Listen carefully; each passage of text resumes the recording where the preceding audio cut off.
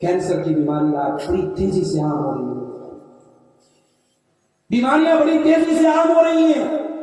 और हम और आपने तो वो दौर देखा है जो शायद पूरे इतिहास में बहुत कम लोगों ने देखा।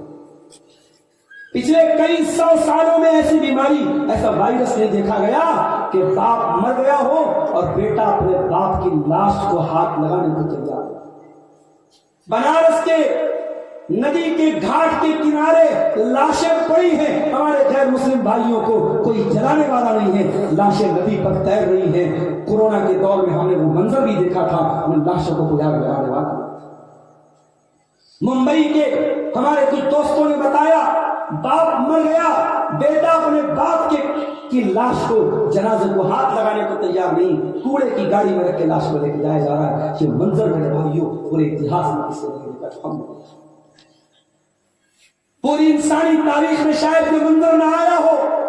मस्जिदों के दरवाजे बंद कर दिए गए, खाने काबा में कोई नमाज पढ़ने वाला नहीं, खाने काबा में भी नमाज बंद।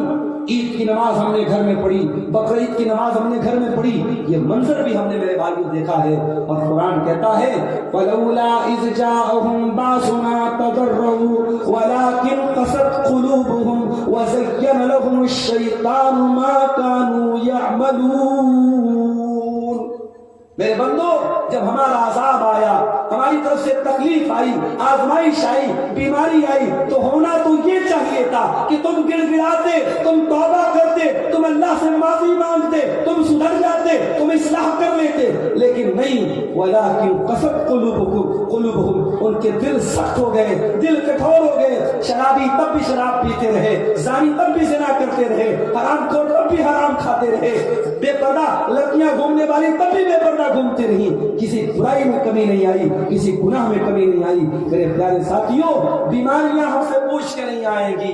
और माफ करना मेरे नौजवान, जब बीमारी आएगी ये पूछ के नहीं आएगी तेरी उम्र कितनी है, तेरी शादी हुई कि नहीं, तुझे बच्चे हुए कि नहीं, तूने मकान बनाया कि नहीं, तूने जिंदगी का शौक पूरा किया कि नहीं। मेरा एक बड़ा करीबी रिश्तेदार, मेरी चचाजाद बहन का बेटा, जवान बेटा, 20-25 साल का बेटा बीमार होता है और टीबी की बीमारी, बड़ी खतरनाक बीमारी, MDR टीबी की बीमारी होती है। 40 दिन तक हॉस्पिटल में एडमिट रहता है। जवान बेटा था, रिश्ता तय हो चुका था, शादी होने वाली थी, माँ बाप की आंखों का तारा था, माँ बाप की उम्मीदों का सहारा था। जवान बेटा बीमार पड़ा, 40 दिन तक हॉस्पिटल में मेरे भाइयों तड़पता रहा, दवाएं चलती रही, इलाज होता रहा, मगर कोई फायदा नहीं। 40 दिन के बाद घर लाया गया, 2 दिन के बाद डेथ हो जाती है, इंतकाल हो जाता है। मौत का फरिश्ता आकर के ये नहीं पूछता है कि मेरे अल्लाह के बंदे ये बता कि तेरी शादी अभी तक नहीं हुई, तुझे बच्चे नहीं हुए, तूने जिंदगी के बहुत सारे रंग रूप नहीं देखे, अभी मैं तुझे नहीं मौत दूंगा। मौत का फरिश्ता तो अल्लाह के हुक्म से आता है मेरे भाई, और जब अल्लाह का हुक्म होता है, एक पल पहले मौत नहीं आएगी, एक पल बाद मौत आएगी। अब जरा सोचो मेरे भाई, किसी को गाना सुनते हुए अगर मौत आ गई, किसी को नंगी वीडियो देखते हुए मौत आ गई, किसी को शराब और नशा करते हुए मौत आ गई, किसी को गलत काम करते हुए मौत आ गई, तो कयामत के दिन जब वो उठेगा, वही ज़िना करते हुए उठेगा, वही सिगरेट पीते हुए उठेगा, वही हराम काम करते हुए उठेगा। अल्लाह के नबी फरमाते हैं, इन्नल अब्द युबअसु अला मा माता अलैहि, बंदा जिस हाल में मरेगा उसी हाल में कयामत के दिन उठाया जाएगा। मेरे अजीज साथियों, हमें और आपको आज इस बात पर गौर करने की जरूरत है, और कुरान के सवाल का जवाब हमें तलाश करने की जरूरत है। अलम यानि लिल्लज़ीना आमनू अन तख़शा क़ुलूबुहुम लिज़िक्रिल्लाह, क्या ईमान वालों के नबी वो समय नहीं आया कि उनके दिल अल्लाह का कलाम सुनकर के बिगड़ गया। और आगे बढ़िए, एक बहुत बड़ा डाकू है, डाकू का नाम था फुज़ैल इब्न अयाज़। उसका काम था लोगों के घर पे जाके डाका डालना, लोगों का माल लूट लेना, लोगों को जान से मार देना। फुज़ैल इब्न अयाज़ डाका डालने के लिए एक मकान की छत पर कूदता है, रात का सन्नाटा है, अल्लाह का कोई बंदा कुरान की तिलावत कर रहा है, तिलावत कुरान की आवाज फुज़ैल इब्न अयाज़ के कानों में पड़ती है, और अल्लाह का वो बंदा इत्तेफाक से यही आयत पढ़ रहा था, सूरह हदीद की आयत नंबर 16, अलम यानि लिल्लज़ीना आमनू अन तख़शा क़ुलूबुहुम लिज़िक्रिल्लाह। کیا ایمان والوں کے لیے ابھی وہ سمے نہیں آیا کہ ان کے دل اللہ کا کلام سن کر کے پگھل جائے؟ جب یہ آیت فضیل بن عیاض کے کانوں میں گئی، فضیل بن عیاض نے سوچا کہ اے اللہ، کوئی تیرا بندہ رات میں بیٹھ کر قرآن پڑھ رہا ہے اور میں بیٹھ کے ڈاکہ ڈال رہا ہوں، میں لوگوں کی جان اور مال پر حملہ کر رہا ہوں۔ فضیل بن عیاض کے دل میں توبہ کا خیال آیا، وہاں سے باہر نکلا، بارش کا موسم تھا، ایک ویرانے کے پاس، ایک کھنڈر کے پاس کچھ لوگ موجود تھے۔ فضیل بن عیاض بھی پیچھے جا کے کھڑا ہوا، وہ لوگ آپس میں باتیں کر رہے تھے، موسم خراب ہے، ہمیں نکل جانا چاہیے۔ دوسرے لوگ کہہ رہے تھے نہیں نہیں، یہی رات گزار لو، فضیل بن عیاض نام کا بہت مشہور ڈاکو ہے، ہم راستے میں نکلیں گے کہیں ڈاکہ نہ ڈال لے، کہیں ہمارے مال کو نہ لوٹ لے، ہمارے سامان کو نہ لوٹ لے۔